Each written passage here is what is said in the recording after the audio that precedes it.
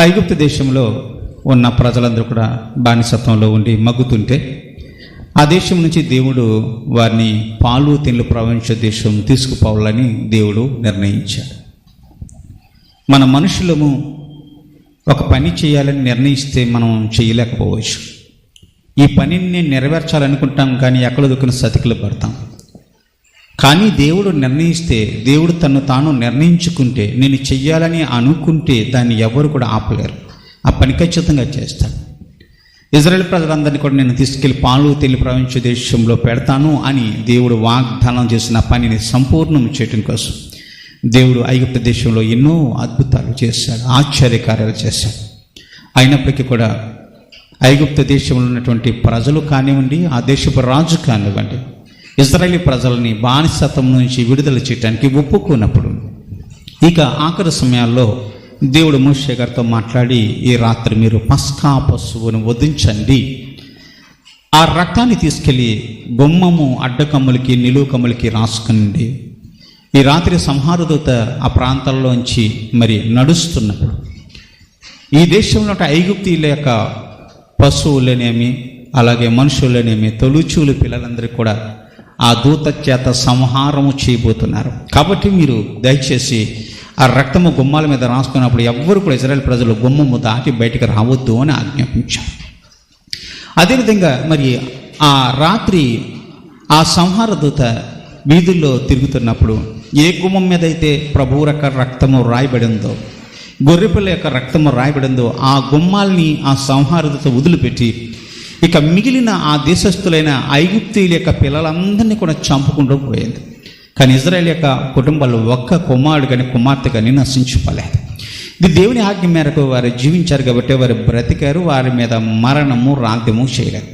అలాగే ఇంకొక మాట వారు చెప్పింది ఏంటంటే, మోషే గారు వారందరికీ చెప్పిన మాట, ఇది మీకు మొదటి నెల ఫిబ్రవరి సంవత్సరంలో ఈ నెల 14వ తారీఖున మీరు పస్కా పశువును వధించండి అని చెప్పి దాన్ని తినే ఆచారం గురించి చెప్పి ఏ విధంగా చేయాలనేది కూడా ఇక్కడ నేర్పుతున్నాడు. చూద్దాం. నిర్గమకాండము 12వ అధ్యాయము 11వ వచనములో వారికి ఈ విధానాన్ని గురించి నేర్పుతూ మాట్లాడుతున్నారు. పస్కా బలి పశువును వధించిన తర్వాత ఎలాగ తినాలి అని ఒక ఆచారం ఇక్కడ పెట్టాడు.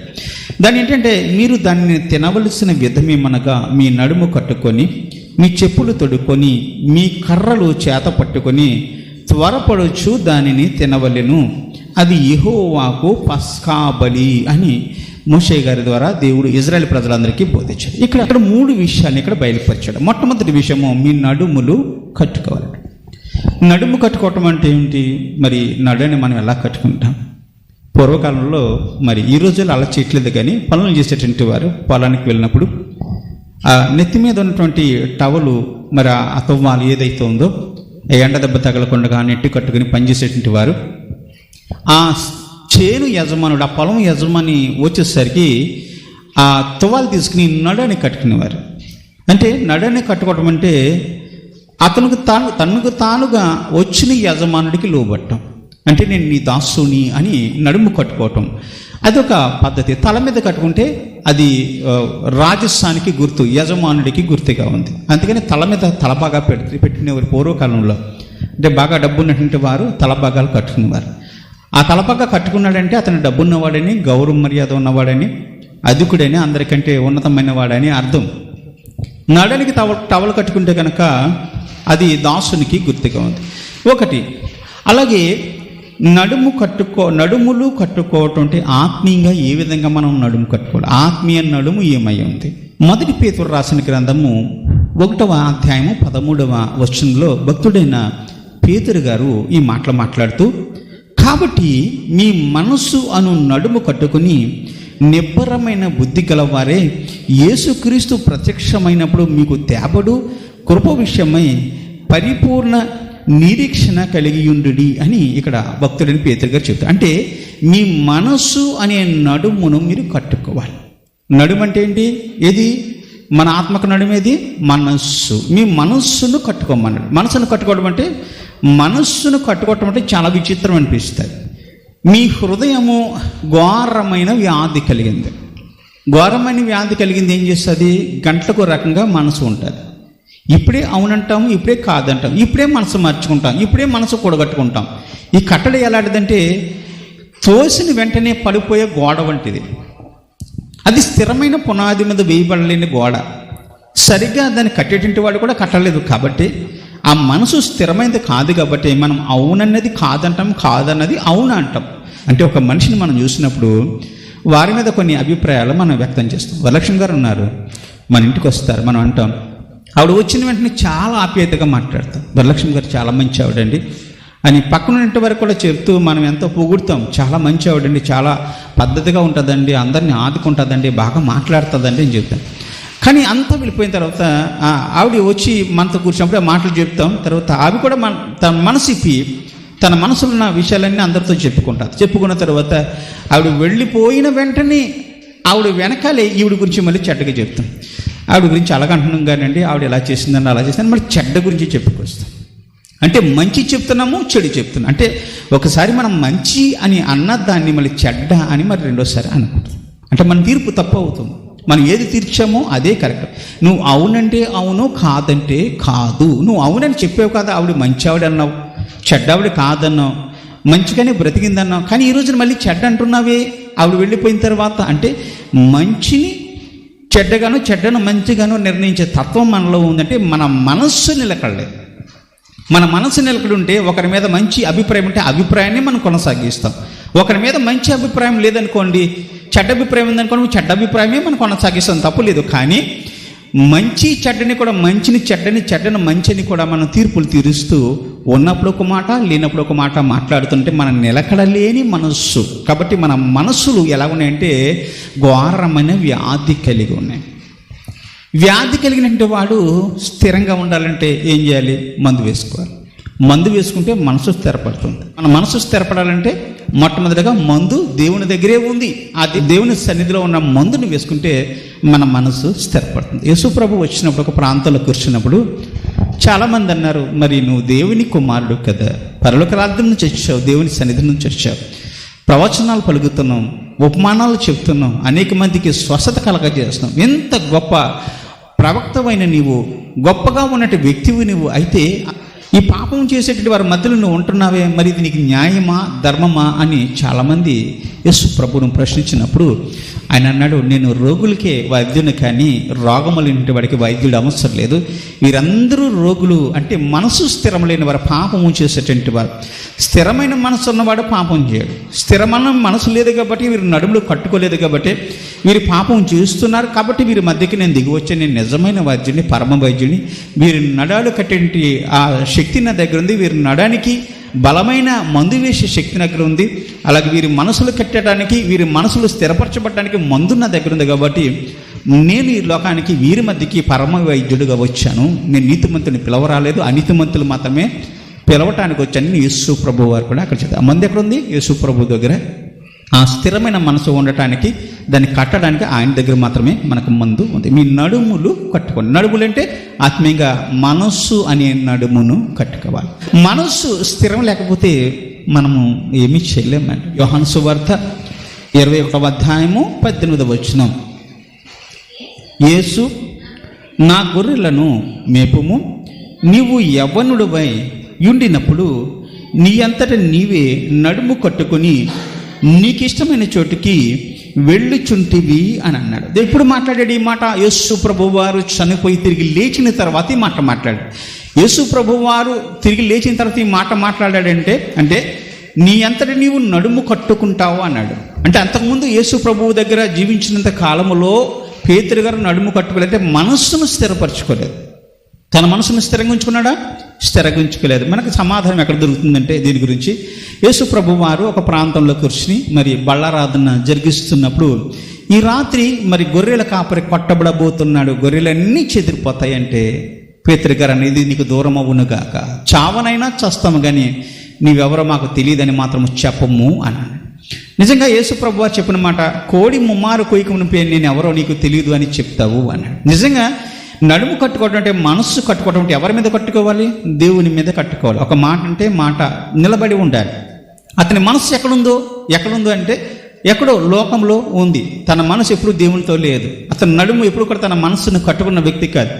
యేసుప్రభు వారు ఈ పేతురు గారి యొక్క మనస్తత్వం తెలుసు కాబట్టి, ఆ శిష్యుల మనస్తత్వాలు తెలుసు కాబట్టి, నాతో తిరుగుతున్నారు కానీ వీరు సరిగ్గా నాలో బలపడలేదు, మనసు నా మీద లేదు, వీరు శ్రమ వస్తే పారిపోతారని తెలుసు కాబట్టి గొర్రెల కాపరి కొట్టబడబోతున్నాడు, గొర్రెలన్నీ చెదిరిపోతాయంటే మేము చావనైనా చేస్తాము కానీ నీవెవరో మాకు తెలియదని మాత్రం చెప్పము అన్న పేతురు గారు ఎప్పుడైతే ఒలువుల తోటలో యేసు ప్రభువుని సైనికులు పట్టుకుని కొట్టి తీసుకెళ్తుంటే ఆ శిష్యులందరూ పారిపోయారు. ఒక్కడు కూడా అక్కడ నిలబడలేదు. పేతురు గారిని మరి 2-3 సార్లు గుర్తుపెట్టిన ఒక చిన్నది, ఇదిగో ఇతను యేసుతో ఉండడం నేను చూశాను, యేసుతో తిరగడం నేను చూశానంటే యేసు ఎవరో నాకు తెలీదు అన్నాడు. రెండోసారి కూడా ఒక చిన్నది వచ్చి మళ్ళీ యేసు ప్రభుతో నజరేయుడితో తిరగటం నేను చూశానంటే ఇతను ఎవరో నాకు తెలీదు అని అన్నాడు. మూడోసారి కూడా ఆ అమ్మాయి వచ్చి ఇతను యేసు ప్రభుతో తిరిగాడు నేను చూశానంటే తను తాను శపించుకుంటూ తన మీద ఒట్లు పెట్టుకుంటూ యేసు ఎవరో నాకు తెలియదు అంటున్నాను కదా, యేసు నాకు తెలుసు అంటావేంటి అని భయపడి అక్కడి నుంచి పారిపోయాడట. ఎందుకు పారిపోయాడంటే తన మనస్సు స్థిరంగా లేదు, తన మనసు నిలకడగా లేదు. అన్నమాటకి కట్టుబడిన వ్యక్తి కాదు, తన మనస్సు యేసు ప్రభు మీద కట్టుకునే వాడు కానే కాదు పేతురు గారు. కాబట్టి అటువంటి సందర్భంలో ఉన్నవాడు కాబట్టి పేతురు గారిని చూసాను, నీ నడుము కట్టుకున్నప్పుడు, నీ అంతటి నీ నడుము కట్టుకున్నప్పుడు నా గొర్రెలు నువ్వు మేపుతావు, నీ అంతటి నువ్వే కట్టుకుంటావు నడుముని అన్నాడు. అంటే అంతెప్పుడు కట్టుకుంటాడు? తనంతట తాను యేసు ప్రభు వారు తిరిగి పరలోక రాజ్యం వెళ్ళిపోయిన తర్వాత కట్టుకుని సేవలోకి అతను రావాల్సి ఉంది. దేవుని వాక్యం మనకు బోధిస్తున్నప్పుడు ఆ వాక్యాన్ని మన మనసులో పెట్టుకుని మన మనసును కట్టుకుంటూ ఉండాలి. అవును కదండి? దేవుని వాక్యం వింటున్నప్పుడు ఈ రోజున వాక్యం ఏం చెప్పబడ్డది, మీ మనసులు కట్టుకోమని అన్నాడు కదా. అంటే మా మనసు ఎక్కడుంది? మన మనసులు కట్టుకుంటున్నామా లేదా? మన మనసు ఎక్కడుంది ఆలోచించండి. మనస్సు కట్టుకోవాలి. మన మనసు డబ్బు మీదో, లేకపోతే ఇంటి మీదో, పిల్లల మీదో, ఇతరితర వ్యాపారాల మీదో, ఇతరితర పనుల మీద మన మనస్సు పెట్టుకుని ఇక్కడికి వచ్చి మరి దేవుని చెప్పిన వాక్యాన్ని వినకుండా మన మనసులు కట్టుకోకుండా ఉంటే మన మనసు ఎలా స్థిరంగా ఉంటుంది ఆలోచించండి. మీ నడుమును కట్టుకుంటూ ఎలా కట్టుకోవాలి? దినదినము మన నడుమును బిగించుకుంటూ ఉండాలి, వాక్యము ద్వారా బలపరుచుకుంటూ ఉండాలి. అయితే పేతురు గారు మాత్రం ఏనాడు కూడా తన మనసును స్థిరపరచుకున్నవాడు కాదు. దేవునితో తిరిగాడు తప్ప కానీ దేవుని కార్యాలు చూశాడు, దేవుని వాక్యాలు విన్నాడు, దేవునితో మాట్లాడాడు. దేవునితో చావటానికి సిద్ధమని నిర్ణయించుకున్న వాడే యేసు ప్రభు నిమిత్తం శ్రమడు వస్తే పారిపోయాడు. ఎందుకంటే మనస్సును నిలబెట్టుకోలేకపోయాడు, తన మనసును కట్టుకోలేకపోయాడు కాబట్టి. ఇలా ఆలోచించండి, మన మనస్సులో స్థిరం లేకపోతే దేవుని వాక్యం మనలో ఫలించి అభివృద్ధి చెందదండి. మన ఆత్మీయ జీవితంలో ఒక వెలుగు, మన ఆత్మ వెలుగుతూ ఉండాలి. అంటే మన ఆత్మను వెలిగించుకోవాలి, మన ఆత్మ వెలుగుతూ ఉండాలి. మన ఆత్మ వెలిగినప్పుడు మనం ఎలా ఉండాలి? దేవుని కొరకు కాసుకుని కూర్చోవటానికి నిరీక్షణ కలిగిన మనుషుడు ఎలాగ ఉంటాడో అలాగే మనం కూర్చోవాలి. 10 మంది కన్యకల గురించి మనం చాలాసార్లు విన్నాం. ఈ 10 మంది కన్యకల దగ్గర కూడా కాగడాలు ఉన్నాయి. ఈ కాగడాలు పెట్టుకుని ఒక ప్రాంతంలో కూర్చున్నారు. అదే ప్రాంతం ఉండగా ఒక పెండ్లి కుమారుడు పెళ్లి చేసుకోవడానికి రాబోతున్నాడు. అతనితో పాటు చాలా మంది వస్త్రములు ధరించుకున్న పరిశుద్ధులు ఉంటారు. ఇక అంటే ఈ 10 మంది కన్యకలు ఏం చేస్తున్నారంటే అక్కడ త్రోవ పక్కన కూర్చున్నారు. ఆ పెండ్లి కుమారుడు ఎప్పుడు వస్తాడా? ఆయనతో పాటు మనం వెళ్ళిపోయి ఆయనతో పాటు పెండ్లిలో కూర్చుని విందులో పాల్పంపులు పొందుదామని ఆశపడి చూస్తున్నప్పుడు, ఇక పెండ్లి కుమారుడు వస్తున్నప్పుడు మేళ తాళాలతో, బ్యాండ్ భజంత్రీలతో, దూతల సమూహంతో ఆయన వస్తున్నప్పుడు దాంట్లో 5 కన్యకల యొక్క కాగడాలు బాగా ఎదుగుతున్నాయి. ఎందుకంటే దాని మీద నూనె పోస్తున్నారు. వారు నిద్రపోవటం లేదు. నిద్రపోకుండా ఆ కాగడాలు ఆరిపోకుండా చూసుకుంటూ ఆ పెండ్లి కుమారుడు కోసం, ఆయన రాకడ కోసం నిరీక్షణ కలిగి ఉన్నప్పుడు పెండ్లి కుమారుడు వస్తున్నప్పుడు ఈ 5 వెలిగించబడిన కాగడాలు కూడా బాగా మండుతున్నప్పుడు, సిద్ధుల్లో నూనె ఉన్నప్పుడు వారు సంతోషంగా ఉన్నారు. అయితే మిగతా 5 కన్యకలకు కూడా తమ కాగడాలు ఆరిపోతున్నాయి, సిద్ధులలో నూనె అయిపోవటం చేత వారి దగ్గరికి పోయి, ఇదిగో పెండ్లి కుమారుడు వస్తున్నాడు, దయచేసి మరి మాకు కూడా మీ సిద్ధుల్లో కొంచెం నూనె పోస్తే మా కాగడాలు వెలిగించుకుని మేము కూడా ఆ పెండ్లి కుమారుని విందులో, పెళ్లి కుమారుడి యొక్క యాత్రలో మేము పాలుపంపులు పొందుతాము అని చెప్పినప్పుడు వారు ఏమన్నారంటే, వెళ్ళి మీరు అమ్మవారి దగ్గర కొనుక్కోండి, మా నూనె మీకు ఇస్తే మాకు కాగడాలు ఆరిపోతాయి కాబట్టి మాకు మీకు సరిపోదు కాబట్టి వెళ్ళి మీరు కొనుక్కోండి అని ఆ 5 కన్యకలు కూడా వారితో సెలవిచ్చారు. దేవునికి స్తోత్రం. వెలిగించబట్టం అంటే మన ఆత్మీయ జీవితం వెలిగించబట్టం. ఆత్మ వెలిగించబడిందంటే మన ప్రవర్తనలో మార్పు వస్తుంది. ఆ చీకట్లో ఉన్నటువంటి వాడు మాట్లాడే మాటలు భయంతో మాట్లాడతాడు, వెలుగులో ఉన్నటువంటి వాడు మాట్లాడే మాటలు చాలా ధైర్యంగా మాట్లాడగలుగుతాడు. చీకట్లో ఉన్నటువంటి వాడికి భయం ఉంటుంది, ఎప్పుడు కూడా భయం ఉంటుంది. ఏ పక్క నుంచి ఏమొస్తుందో, ఏ ప్రాంతం నుంచి వచ్చి ఏ జంతువు మీద పడతాదో, ఏ పాము కరుస్తుందో, ఏ తేలి కరుస్తుందో, అయితే దొంగ వస్తాడో మీద పడతాడు, మనం చేసినటువంటి ఈ చీకటి పనులను బట్టి ఎవరు మనల్ని చంపుతారని భయం ఉంటుంది. వాడు ధైర్యంగా ఏది మాట్లాడాడు. కానీ ధైర్యంగా మాట్లాడేటువంటి వాడు ఎవడంటే ఆత్మను వెలిగించుకున్న వాడు, వెలుగులో నడిచేటువంటి వాడు ఏనాడు కూడా పాపం చేయడు కాబట్టి, వాడికి భయం ఉంటుంది కాబట్టి ఏనాడు కూడా పాపం చేయడు కాబట్టి వాడు ధైర్యంగా మాట్లాడగలుగుతాడు. ఆ చీకట్లో ఎన్నో పాపాలు చేయొచ్చు, రహస్యమైన పాపాలు చేయొచ్చు. కానీ వెలుగులో ఉన్నటువంటి వాడు పాపం చేస్తే అందరూ చూస్తారు కదా అని సిగ్గు తెచ్చుకుంటాడు కదా. కాబట్టి దావీదు కూడా అంటున్నాడు, నా రహస్య పాపములు నీ ముఖ కాంతిలో కనిపిస్తున్నాయి దేవా, నీకు స్తోత్రములు, హల్లెలూయా. నా రహస్య పాపములు నీ ముఖ కాంతిలో కనిపిస్తున్నాయి. మనం చేసిన ప్రతి పాపము కూడా ఆయన ముఖ కాంతిలో ఆయనకు కనిపిస్తూనే ఉన్నాయి, ఆయన పరిశీలిస్తూనే ఉన్నాడు. కాబట్టి మీరు చీకటి వారు కాదు, మీరు వెలుగు సంబంధులు అన్నాడు. కాబట్టి మీ నడుములు కట్టుకోవటం అంటే ఏంటంటే మన ఆత్మలు వెలిగించుకోవటం, మనం మాట్లాడే ప్రతి మాట కూడా తేట తెల్లగా ఉండటం. వెలుగు అంటే తేట తెల్లగా కనిపిస్తుంది. అలాగే మనం మాట్లాడే మాట ప్రతిదీ కూడా తేట తెల్లగా ఉండాలి, సత్యముతో కూడినదై ఉండాలి. మాట్లాడే ప్రతి మాట కూడా యథార్థతతో కూడినదై ఉండాలి. ఏ మాటలో కల్మషం ఉన్నప్పటికీ కూడా అది చీకటి సంబంధమైన మాట తప్ప కానీ వెలుగు సంబంధమైన మాట కాదు. ఎక్కడో మంచి ఇటుకలతో ఇల్లు కడుతూ ఉంటాం, కట్టి కొంత దూరం వెళ్ళిన తర్వాత ఒక చెడ్డ ఇటుక, ఇరుకుపోయి ఇటుకో, సరే ఏదో మంచిది కానీ ఇటుకో మన ఆ పునాదులు ఆ గోడలు వేసి కట్టామనుకోండి, ఇక తీర పైకి వెళ్ళేసరికి ఆ ఇటుకని బట్టి మొత్తం గోడ అంతా కూలిపోతుంది. కాబట్టి ప్రతి ఇటుక కూడా ఎలా ఉండాలంటే మంచి ఇటుకను పోలి ఉండాలి. ఒక్కొక్క ఇటుక పేర్చుకుని వెళ్తున్నప్పుడు ఆ ఇటుకల్లో లోపం లేకుండా ఉంటే కనుక గోడ ఖచ్చితంగా నీ పనిని బట్టి అది నిలబడుతుంది.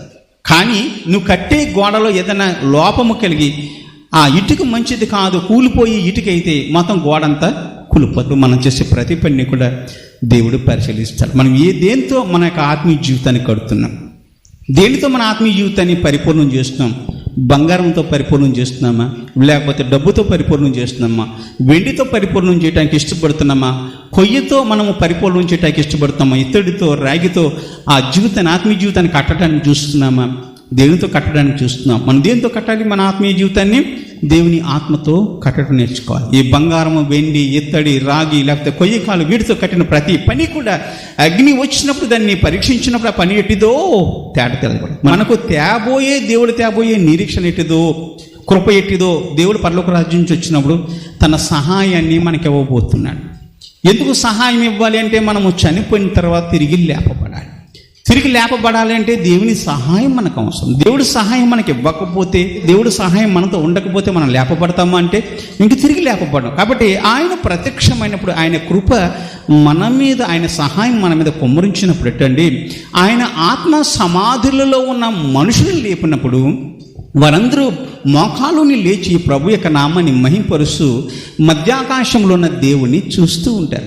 అప్పుడు ఆయనతో పాటుగా పరలోక రాజ్యం వెళ్తారు. ఆయన తేబోయే కృప విషయమై పరిపూర్ణ నిరీక్షణ కలవారై ఉండాలి. అంటే పరిపూర్ణమైన నిరీక్షణ ఉండాలంటే ఏం చేయాలి? మనము నడుములు కట్టుకుని ఉండాలి, మన మనస్సు కట్టుకుని ఉండాలి. మనసు చెదిరిపోకూడదండి. దేవుడు వచ్చినప్పుడు ఒక మాట, రానప్పుడు ఒక మాట కాదండి. వస్తాడని నిరీక్షణ కలిగి ఉండాలి. ఎంతకాలమని యేసుప్రభు కోసం చూడాలండి, ఎంతకాలం అండి దేవుని కోసం మనం చూడాలండి అని అనుకునే కంటే కూడా యేసుప్రభు ఇయ్యాలి కాకపోతే రేపు వస్తాడు, రేపు కాకపోతే ఎల్లుండి వస్తాడని ఆయన కోసం నిరీక్షణ కలిగి ఉండాలి. ఈ 10 మంది కన్యకులు కూడా అలా నిరీక్షణ కలిగి ఉన్నారంటే ఒకరి సిద్ధుల్లో నూనె అయిపోయింది, కాగడాలు ఆరిపోతున్నాయి. వేరొక 5 కన్యకుల దగ్గర సిద్ధులు బాగా నింపబడి ఉన్నాయి, వారి కాగడాలు ఉజ్వలించి బాగా వెలుగుతూ ఉన్నాయి. ఎందుకంటే ఆ కాగడాలు వెలగటానికి ప్రత్యేకమైన కారణం అది ఆరిపోయే సమయానికి వారికి నూనె పోస్తూ మెలుగుగా ఉండి తన నిరీక్షణ కలిగి పెళ్లి కుమారుడు కోసం ఉండటం. కానీ ఈ బుద్ధి లేని కన్యకులు ఏం చేస్తారంటే నిరీక్షణ లేదు, వచ్చినప్పుడు చూద్దాంలే, అప్పుడు వెలిగిందాంలే అని ఆ కాగడాలు ఆరిపోతున్నప్పుడు కూడా ఆరిపోయిన తర్వాత చూద్దాంలని ఆరబెట్టుకుని కూర్చుంటే కన్యకులను పోలి వాళ్ళ దీపములు వెలుగునియ్యుడి, మీ నడుములు కట్టుకుని మీ దీపములు వెలుగు. అంటే నడుము కట్టుకుంటే మనస్సు కట్టుకుని మన దీపములు వెలుగుచ్చు ఉండనివ్వండి. దేవుని కొరకు మన దీపాలు వెలుగుతుండాలి. మన ఆత్మ ఎవరిచ్చింది? నరుని ఆత్మ యెహోవా పెట్టిన దీపం. ఆ దీపం వెలుగుతుండాలంటే ఏం చేయాలి? మనము మనస్సును కట్టుకోవాలి, నడుమును కట్టుకోవాలి. మన ఆత్మీయంగా వంగిపోకూడదండి. ఆత్మీయంగా వంగిపోతే మన జీవితాలు ఆశీర్వాదం ఉండదండి. ఆత్మీయంగా ఎన్ని శ్రమలు వచ్చినప్పటికీ కూడా, ఎన్ని ఉపద్రవాలు మన మీదకి వచ్చినప్పటికీ కూడా మనం ఖచ్చితంగా నిలబడే శక్తి మనకు ఉండాలి. యోబు భక్తుడిని చూడండి. యోబు భక్తుడు ఆత్మీయంగా నిలబడిన వ్యక్తి. అతని మీద ఎంత శ్రమ వచ్చినప్పటికీ కూడా ఆయన నిలబడి ఆ శ్రమతో ఎదురాడిన వ్యక్తి. అతను ఆఖరికి చనిపోవటానికి ఆఖరి గడియల్లోకి పోయినప్పటికీ కూడా నోటి మాట చేతనైనా పాపము చేయకుండా తన దేవుడు ఒక రోజున హస్తాన్ని చాచి నన్ను స్వస్థపరుస్తాడు, పరిపూర్ణమైనటువంటి ఆరోగ్యాన్ని ఇస్తాడు, నా ఒంటి మీద ఉన్న ప్రతి విధమైన కీడుని దేవుడు తీసేస్తాడని ఒక ఆలోచన కలిగి ఆయన కొరకు నిరీక్షణతో ప్రార్థనాపూర్వకంగా ప్రభు దగ్గర గోజాడిన వ్యక్తి యోబు గారు. అటువంటి నడుము కట్టుకున్నటువంటి జీవితం, అటువంటి మనసు కట్టుకుని మనం ఏం చేయండి, ఆత్మీయంగా దేవుళ్ళు నిలబడటము నేర్చుకోవాలి. అంటే పెద్ద పెద్ద వాళ్ళ ఇల్లు మనం ఆలోచిద్దాం. పెద్ద పెద్ద వాళ్ళందరూ కూడా మరి ఎవరొకరిని గేటు కాడ కాపలా వ్యక్తిని పెట్టి వెళ్ళిపోతారు. మరి తిరిగి వచ్చేసరికి మరి యజమానుడు వచ్చేసరికి అతను ఏం చేయాలి, పడుకోవాలా, పడుకోకూడదు. అతను వచ్చేసరికి మెలకువగా ఉండాలి, లేకపోతే తన ఉద్యోగం నుంచి తీసేస్తాడు. అతను వచ్చేసరికి అలాగే కాసు కూర్చోవాలి. బయట కారు హారన్ మోగ్గానే వెళ్ళి తలుపు తీయాలి. వాళ్ళకి లోనకి వెళ్ళిన తర్వాత అతను వెళ్ళి పడుకున్న తర్వాత ఈ వ్యక్తి పడుకునేంత వరకు కూడా అవకాశం ఉండదు. కానీ ఆ వ్యక్తి కోసం కాసుకుని కూర్చుంటాడు.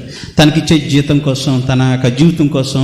అలాగే కాయలు కాసేటట్లుగా తన యజమానుడు బయటకు వెళ్ళిన వాడు ఎప్పుడు వస్తాడా అని కాస్తూ కూర్చుని నిరీక్షణ కలిగి తన దీపాలు వెలిగించుకుని, అంటే తన కళ్ళుని వెలిగించుకుని మరీ చూస్తూ ఉంటాడు. మనం ఎలాగుండాలండి, దేవుడు రాకడ కోసం మనం కూడా మన కళ్ళు వెలిగించుకుని, మన ఆత్మలు వెలిగించుకుని ఆయన కోసం కాసుకుని కూర్చుని బిడ్డలుగా మనందరము ఉంటాం. యోబు గ్రంథము 38:3 పౌరుషము తెచ్చుకొని నీ నడుము కట్టుకోవాలి. పౌరుషం తెచ్చుకోవాలి, నీ నడుము కట్టు, మనసు కట్టుకోవడం, పౌరుషం తెచ్చుకోవాలి. ఎవరైనా మనల్ని చూసి తిడతారేమో, నువ్వు అసలు క్రైస్తవుడివైనా, దేవుని నమ్ముకున్నవాడైనా, దేవుని నమ్ముకున్నవాడు ప్రవర్తించే ప్రవర్తన ప్రవర్తిస్తున్నావా, నీ నడవడికలిగి ఉందా? యేసుప్రభు ఎంతో శాంత స్వభావం అండి. యేసుప్రభు వారు పొరుగువారి కోసం ప్రాణం పెట్టాడు. యేసుప్రభు పొరుగువారి కోసం చనిపోయాడు. అటువంటి మనస్తత్వం నీకుందా? యేసుప్రభు వారు ప్రేమించినట్లుగా నువ్వు ప్రేమిస్తున్నావా? నీకు సిగ్గు లేదా? అనకమునిపై నువ్వేం చేయాలంటే నీ పౌరుషం తెచ్చుకుని నడుము కట్టుకునే బిడ్డగా నువ్వు ఉంటావు. నువ్వు నడుము కట్టుకుని నీ మనసు నిబ్రంగా ఉంచుకున్నప్పుడే ఆయన వేసే ప్రశ్న ఏదైనా ఆ ప్రశ్నకు నువ్వు సమాధానం చెప్పగల సమర్థత నీలో ఉంటుంది. ఆయన దగ్గరికి నిలబడినప్పుడు ప్రశ్నిస్తాడు ఒక్కొక్కరిని. భూమి మీదకి నువ్వు వెళ్ళి ఏం చేసావు?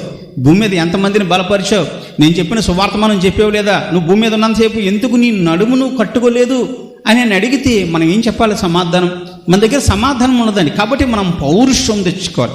పౌరుషం తెచ్చుకుని మన నడుములు అంటే మన మనస్సులు కట్టుకోవటానికి, దినదినము మన మనసులు కట్టుకుని బలం తెచ్చుకోవటానికి మనం సిద్ధపడ్డాయి. పీసీలకు రాసిన పత్రిక 6:14 మన మనసు ఎలా కట్టుకుంటే సత్యముతో మన మనసును కట్టుకోవాలి. ఏది మాట్లాడినా మన మనసుతో సత్యమునే మాట్లాడాలి. సత్యము తప్ప రెండోది మాట్లాడటానికి వీలేదు. యేసు ప్రభు వారిని తీసుకెళ్ళి పిలాతు దగ్గర నిలబెట్టారు. పిలాతు గారు మరి అందరి ఎదురు కూడా తీసుకొచ్చారు. మరి నువ్వు యూదుల రాజువా అని అడిగాడు. నీవన్నట్టే నేను యూదుల రాజుని, నేను సత్య సంబంధిని, సత్యమును గురించి సాక్ష్యం చెప్పడానికి లోకానికి వచ్చాను. సత్య సంబంధి అంటే ఎవరు?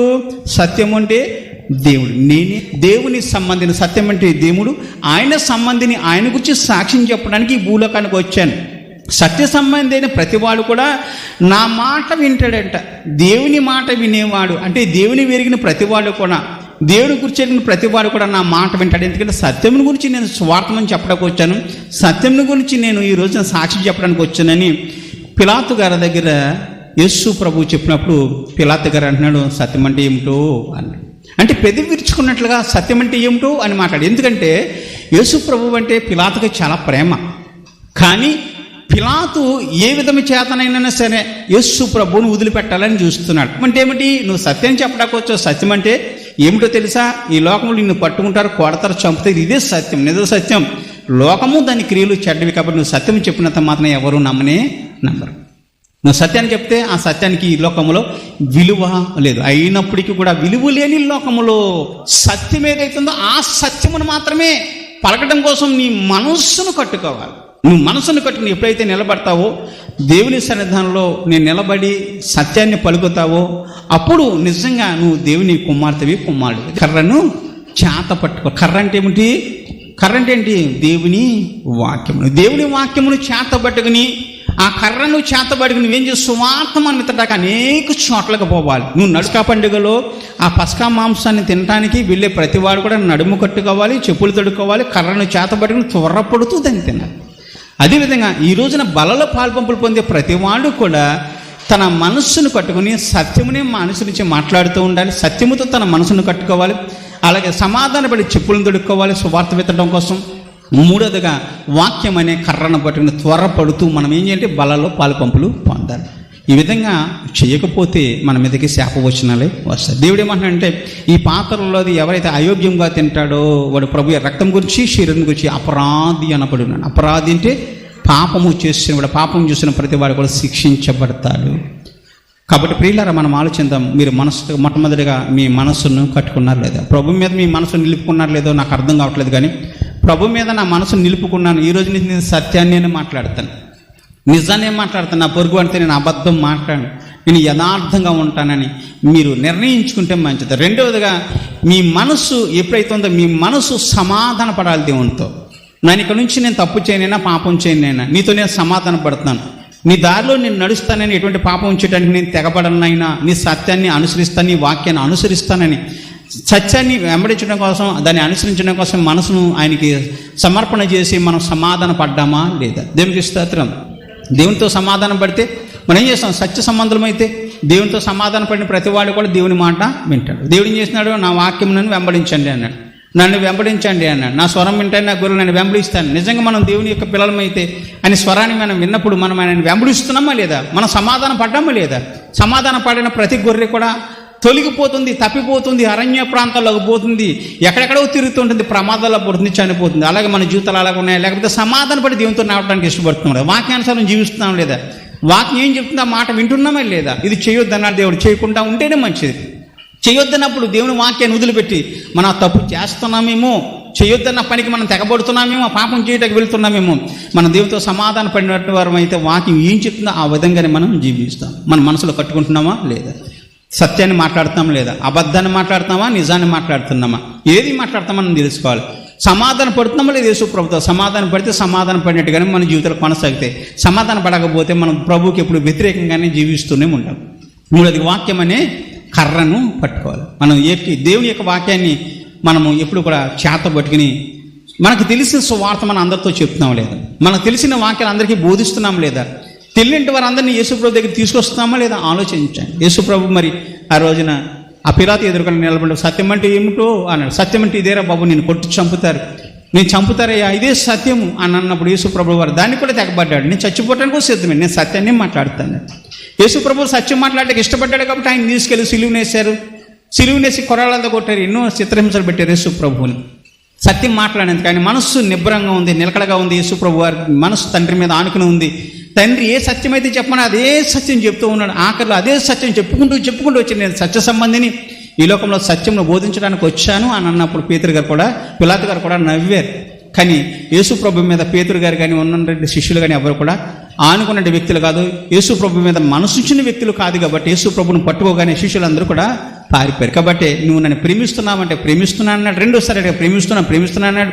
మూడోసారి ప్రేమిస్తున్నావంటే ప్రభువా నీకే తెలుసు అని నేను ప్రేమిస్తున్నాను లేదా అని. అవును ప్రభువా నేను ప్రేమిస్తున్నాను లేదా నీకే తెలుసు అని పేతురు గారు అన్నప్పుడు ఆయన నిజంగా అయితే నీ నడుము కట్టుకున్నప్పుడు నువ్వు చక్కగా నా గొర్రెలను కాయ అని చెప్పాడు. నిజంగా ఆలోచించిన పిల్లలు మనం ప్రేమిస్తున్నామా లేదా? యేసు ప్రభువుని ప్రభువుకే తెలుసు. మీకు నాకు తెలియకపోవచ్చు, కానీ మనం ప్రేమిస్తున్నామా లేదనేది ప్రభువు చూస్తున్నాను. నేను ప్రేమిస్తున్నామా, నిజం చెప్తున్నామా, అబద్ధం చెప్తున్నా?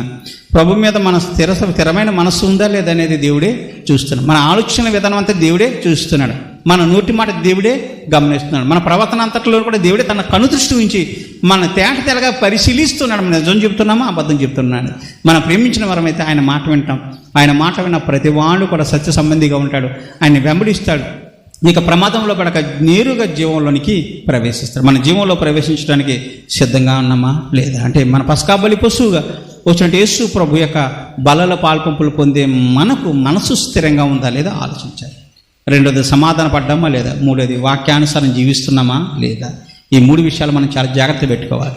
ఈ మూడు విషయాలు మనలో లేనట్లయితే, ఇక్కడ కొద్దుగా ఉన్నట్లయితే ఇక్కడ వాటిని పరిపూర్ణం చేసుకోవడం కోసం ప్రభు సన్నిధానంలో కూర్చాడు. నాయన ఈ రోజు నుంచి నన్ను సత్య సంబంధిగా నీ బిడ్డగా ఆదరించున్నాను. ఈ రోజు నుంచి నా మనసును నేను కట్టుకుంటాను. నా మనసు చెదిరిపోయి నాయన, నా మనసు పూర్తిగా నీ మీద ఆనుకుని ఉండేటట్లుగా సహాయం చేయనైనా, బలపరుచున్నాయన అని